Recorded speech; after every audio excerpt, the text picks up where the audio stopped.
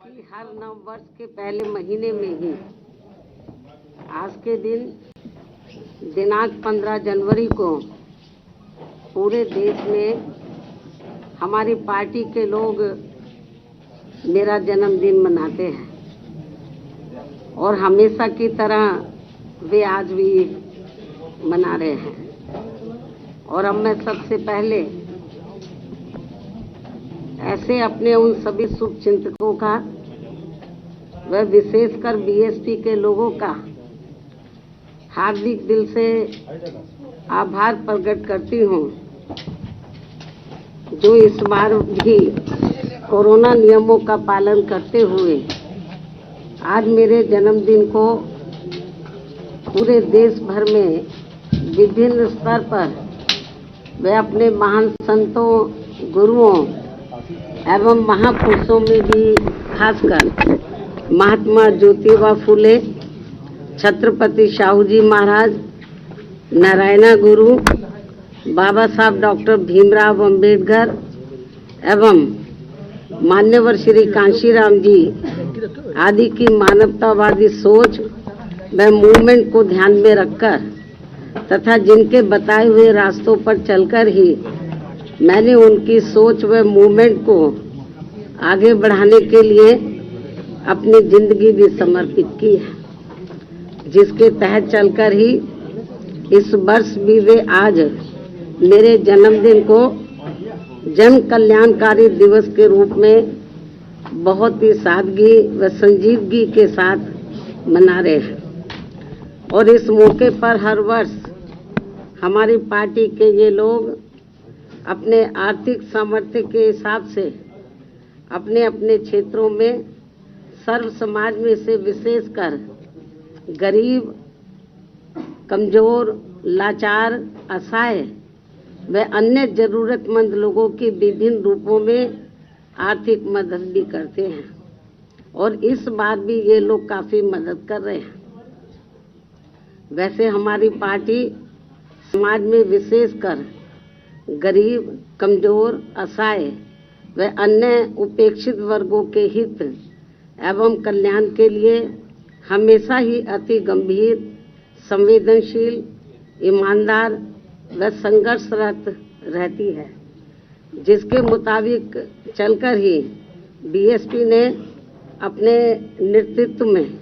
यहाँ 4 बार यूपी में अपनी सरकार भी चलाई है। और इस दौरान हमारी पार्टी की रही सरकार ने मेरे जन्मदिन के मौके पर ऐसे लोगों के हित व कल्याण के लिए अनेकों नई जनहित की योजनाएं प्रारंभ की हैं, जिनसे इन्हें काफ़ी मदद भी मिली है। लेकिन ये सब यहाँ जातिवादी, संकीर्ण, सांप्रदायिक व पूंजीवादी मानसिकता रखने वाली विरोधी पार्टियों को अच्छा नहीं लगा है, जिसकी खास वजह से ही तब फिर इन्होंने यहाँ बीएसपी के विरुद्ध अंदर एकजुट होकर व सभी साम, दाम, दंड भेद आदि अनेकों हथकंडे इस्तेमाल करके बीएसपी को आगे बढ़ने से व सत्ता में आने से भी रोका है। ये भी सर्वविदित है। जबकि ऐसी मानसिकता रखने व नीतियों पर चलने वाली खासकर कांग्रेस, बीजेपी व इनकी समर्थक पार्टियों की वजह से ही अपने देश में यहाँ शुरू से ही गरीबी, बेरोजगारी, महंगाई व भ्रष्टाचार आदि भी लगातार बढ़ रहा है। किसान, मजदूर, छोटा व्यापारी व अन्य मेहनतकश लोग भी यहाँ काफ़ी दुखी हैं। और इन सब मामलों में बीजेपी के शासनकाल में तो स्थिति और भी ज़्यादा खराब व दयनीय बनी हुई है, जिन पर पर्दा डालने व लोगों का ध्यान बांटने के लिए ही अब ये पार्टी आए दिन नई व हवाई घोषणाएं करने एवं निवेश लाने के नाम पर भी किस्म की नाटकबाजी आदि करने का ही सहारा ले रही है तथा जिनसे जमीनी हकीकत में यहाँ के गरीब एवं मध्यम वर्ग के लोगों को कुछ भी खास लाभ होने वाला नहीं है। साथ ही इनकी गलत नीतियों व गलत कार्यशैली की वजह से ही अब यहाँ उत्तराखंड व अन्य पहाड़ी बाहुल्य प्रदेश भी काफ़ी ज़्यादा प्रभावित हो रहे हैं। इसके अलावा देश में ज़रूरतमंद लोगों को सही से बसाने की बजाय उल्टा हल्द्वानी की तरह ही अधिकांश उन्हें उजाड़ा जा रहा है। हालांकि हल्द्वानी के लोग तो अभी माननीय सुप्रीम कोर्ट की वजह से थोड़े बचे हुए हैं और अब यहाँ यूपी सहित पूरे देश में कानून व्यवस्था को ठीक करने की आड़ में जो घिनौनी राजनीति की जा रही है, ये सब भी किसी से छिपा नहीं है। साथ ही जांच एजेंसियों का भी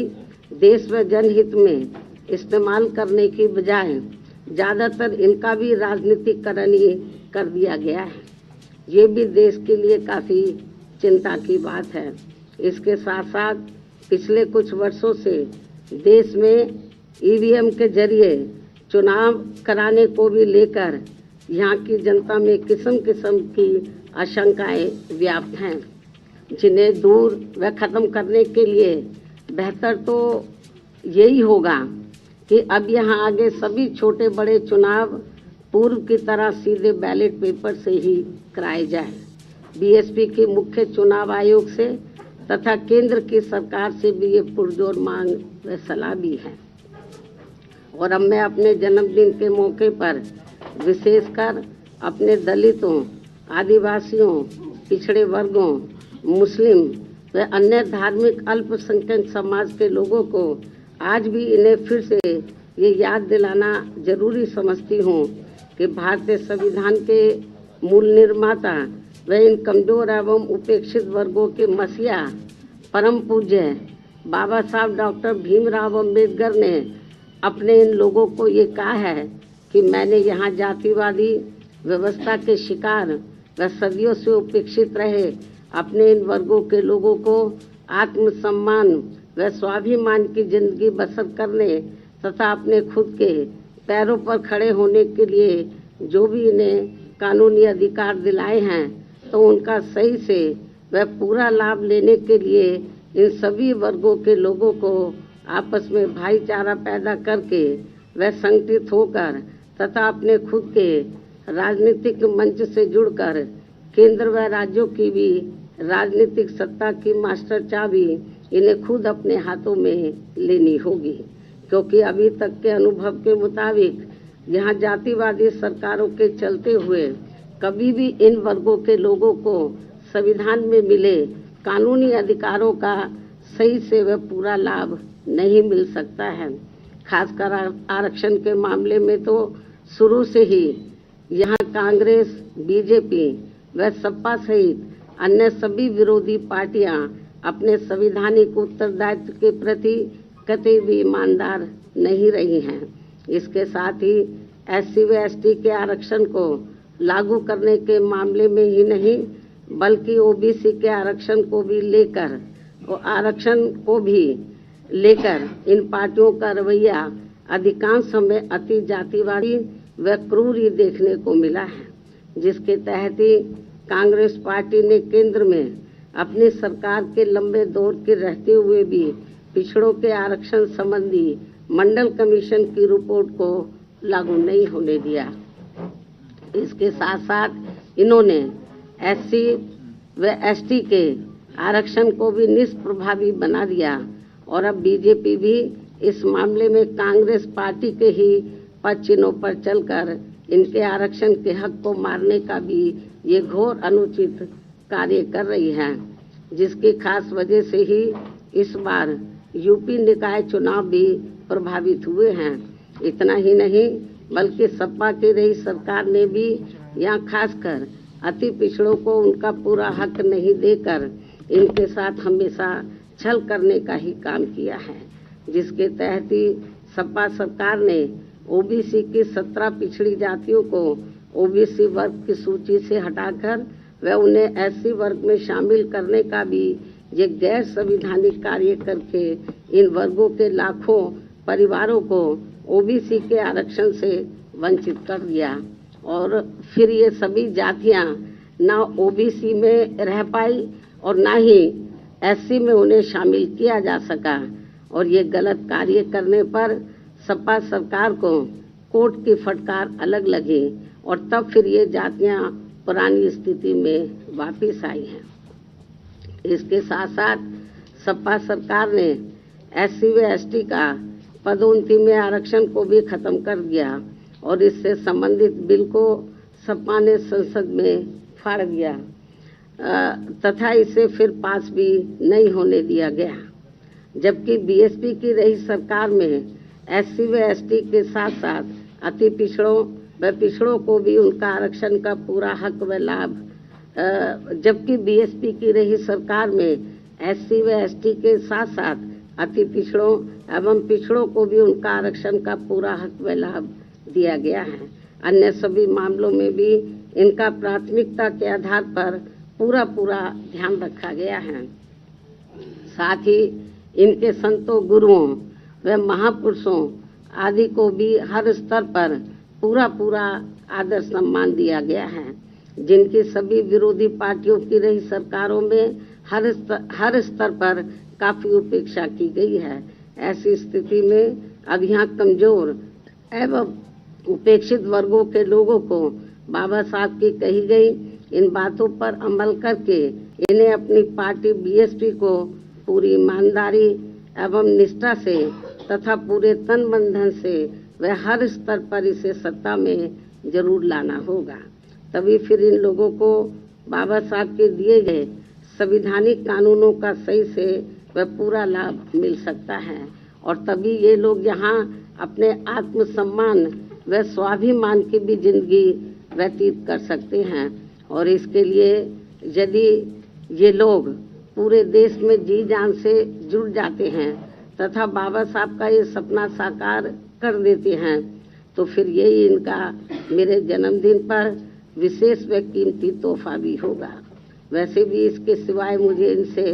कुछ और नहीं चाहिए। मुझे पूरी उम्मीद है कि इस मामले में मेरे ये लोग अब मुझे आगे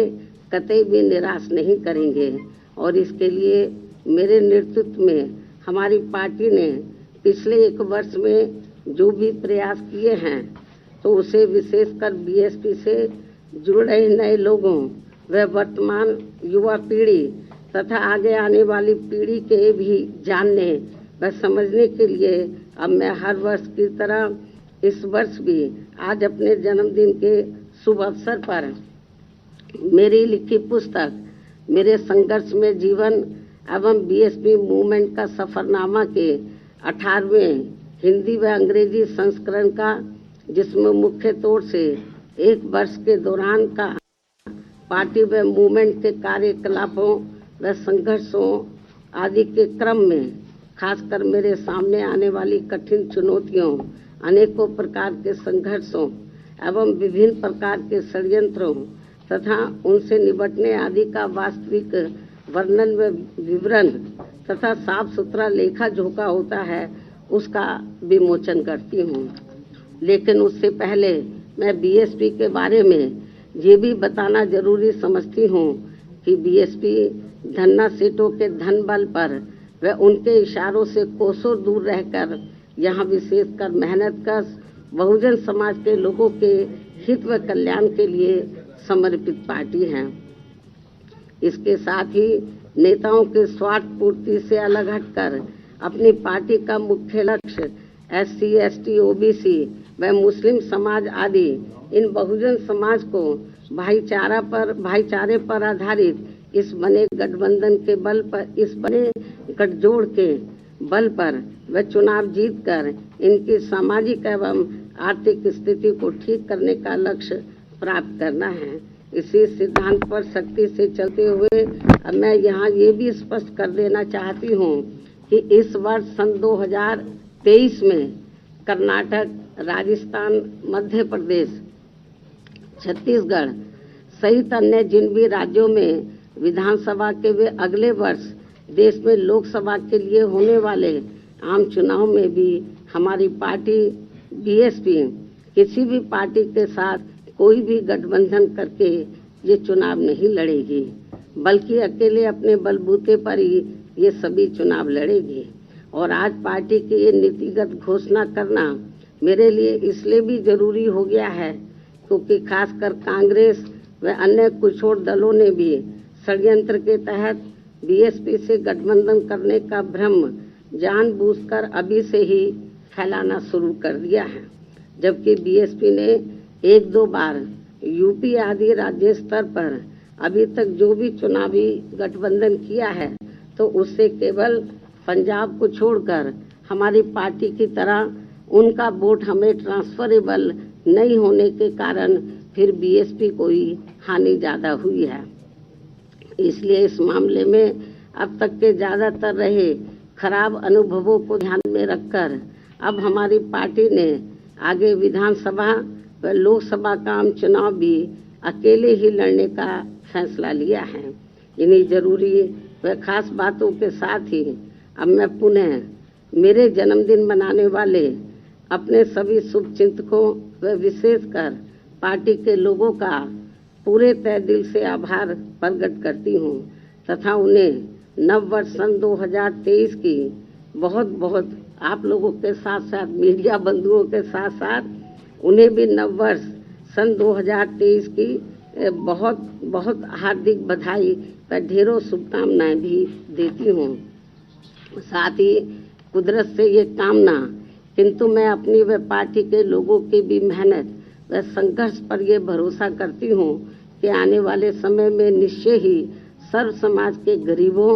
एवं मेहनतकश लोगों के तथा बहुजन समाज के लिए भी वास्तव में सन 2023 का ये वर्ष नया सवेरा बनकर जरूर आएगा और फिर उनके जीवन से जुड़ी बहुत सारी अच्छी उम्मीदें जरूर पूरी होंगी। अब मैं अपनी पार्टी व मूवमेंट से जुड़ी मिशनरी पुस्तक का सफरनामा पुस्तक का यहाँ विमोचन करती हूँ।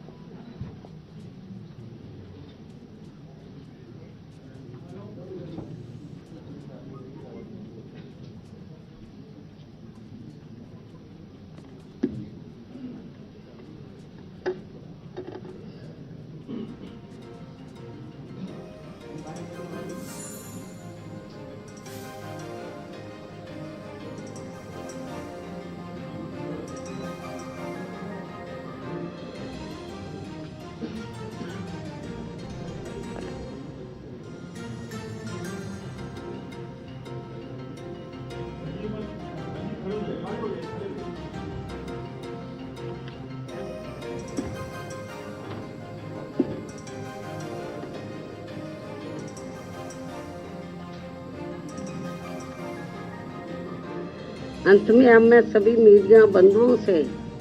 अपने जन्मदिन का केक व जलपान आदि ग्रहण करने के विशेष आग्रह के साथ ही अपनी बात यही समाप्त करूं, लेकिन उससे पहले यदि आप लोगों के कुछ सवाल हैं तो आप एक एक करके मुझसे जरूर पूछ सकते हैं, वरना फिर मैं आप लोगों से यही रजा लेती हूं। धन्यवाद। जय भीम व जय भारत।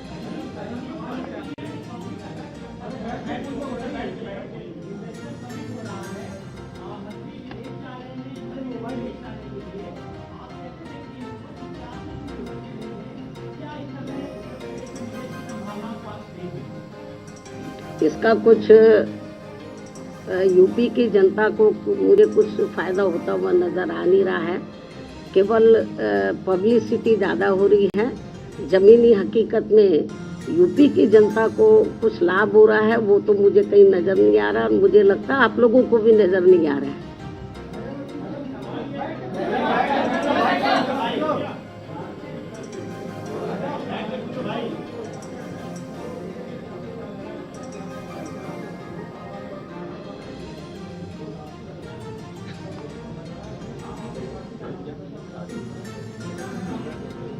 ये तो राजनीति में उतार चढ़ाव आते रहते हैं। अभी जहाँ तक बीएसपी का अपना बेस वोट है वो टच से मस इधर उधर नहीं हुआ है, लेकिन इलेक्शन में कभी कभी जो दूसरा तबका है, खास तौर से जैसे ओबीसी के लोग हैं, माइनॉरिटीज़ के लोग हैं या अपर कास्ट के लोग हैं, तो चुनाव में इस किस्म के कुछ ये लोग वायदे कर देते हैं कि ये लोग गुमराह हो जाते हैं, जिसकी वजह से थोड़ा सा पार्टी को पिछले चुनाव में नुकसान हुआ है। और लोग तो ये भी कहते हैं कि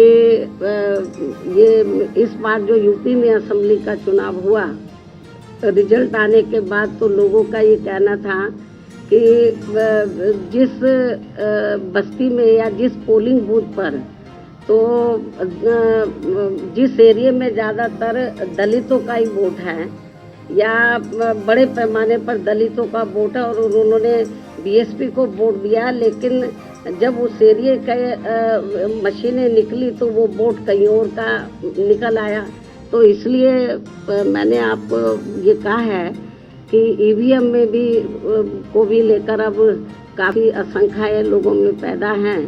तो हो सकता है कुछ ये भी, इसमें भी कुछ गड़बड़ी की आशंका तो है। और मेरा तो यही कहना है कि जहाँ तक बीएसपी के जनाधार का सवाल है, बीएसपी का जो जनाधार है वो कोई कम नहीं हो रहा है। मुझे तो लग रहा है ईवीएम में कुछ गड़बड़ी जरूर है, आशंकाएं किस्म किस्म की पैदा हैं। और नहीं तो मुख्य चुनाव आयोग और सेंटर की गवर्नमेंट सामने आए और वो कराए बैलेट पेपर से चुनाव, मालूम पड़ जाएगा कि उनके साथ कितना वोट है और हमारे साथ कितना है। आप लोगों को मैं ये बताना चाह रही हूँ, आप लोग मेरी बात की तरफ थोड़ा ध्यान दें कि जब से बीएसपी बनी है, 14 अप्रैल 1984 को बीएसपी का गठन किया गया था, उसके बाद जब तक चुनाव बैलेट पेपर से होते रहे, तो बीएसपी का जो ना तो वोट प्रतिशत कम हुआ है और ना ही बीएसपी का जनाधार हमें कम नजर आया है, और हमारी सीटें भी बढ़ी हैं। लेकिन जब से चुनाव बैलेट पेपर के स्थान पर तो मशीन के जरिए जब से हुआ है, तब से हमारा जो वोट प्रतिशत है वो प्रभावित हुआ है और हमारी जो संख्या है वो प्रभावित हुआ है। तो कुछ ना कुछ गड़बड़ तो जरूर है। यदि ऐसा नहीं था तो जब तक चुनाव बैलेट पेपर से होता रहा तो तब तक तो हमारी पार्टी का हमेशा हर चुनाव में ग्राफ बढ़ा है, सीटें भी बढ़ी हैं। लेकिन जब से ईवीएम से चुनाव होना शुरू हुआ तब से ये सब गड़बड़ हो रहा है। अब तो हमारे जनाधार पे भी असर पड़ा है। और लेकिन मुझे तो यही कहना है कि कभी कभी ये जो गड़बड़ जो भी लोग करा रहे हैं, लेकिन हो सकता है कि कभी ये गड़बड़ कराने वाले लोग, इनका सिस्टम ही ना फेल हो जाए, मतलब तो जो जिधर से भी ये लोग करा रहे हैं, तो मेरा तो अपने लोगों को यही कहना है कि आप लोग प्रयास करो, पार्टी के लोग प्रयास करें, लोगों को प्यार करें। आज नहीं तो कल ये जो जहाँ से ये सिस्टम शुरू हुआ, आपको मालूम है कि दुनिया के जिन देशों में पहले बैलेट पेपर से चुनाव होता था, जहां मशीन से शुरू हुआ, तो जब लगा इसमें धांधली हो रही तो वहां खत्म कर दिया, बैलेट पेपर से वहां चुनाव हो रहा है। तो इसलिए मैं आपको ये बताना चाह रही हूँ कि ये मशीनों का कमाल है और कुछ नहीं है। नहीं तो ये लोग